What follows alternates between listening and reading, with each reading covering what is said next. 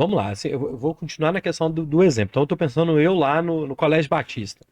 É, eu era um menino hiperativo. Então, eu até já conversei com a Cecília Antipoff, com a psicóloga amiga nossa que fala da psicologia infantil. Então, Aham. as crianças do movimento que ela fala. É aquele menino mais pra frente mesmo e tal. Hiperatividade é diferente de TDAH. E Isso. desatenção também. São vários fatores. Então, vamos falar na criança ali.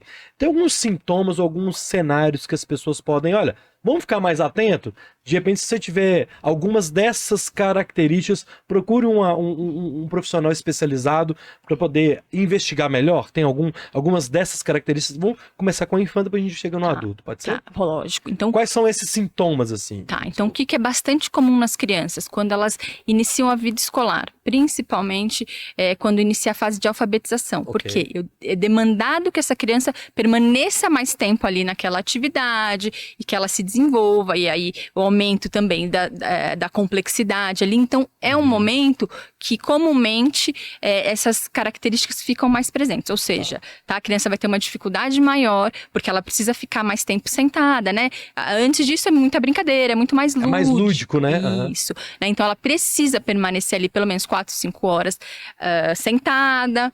E aí vai ter alguns prejuízos na vida escolar, mas não pode ser só na escola, gente. Isso é importante, tá? Isso tem que estar presente também em casa, no lazer, por exemplo. Sabe que é um exemplo que eu acho que elucida bem? Eu tenho pacientes, enfim, que eles falam, olha, eu fazia futebol, eu fazia basquete, mas no meio do jogo eu dava uma estrela no meio do campo, entende? Então, assim, é uma agitação, ele tá colocando ali é uma atividade de lazer, ele tá conseguindo, mas, assim, fica nítido que que esse comportamento não tá adequado. Então, assim, eu tô ali, eu cansei, por exemplo, porque a gente vai falar muito dessa questão, né? A criança com TDAH, então, o adulto, ele vai buscar essa novidade. Então, tô no meio do jogo, ficou chato ali, eu dava uma estrela no meio da quadra, tá? Ok. Então, são comportamentos que chamam a atenção na escola, no lazer, tá?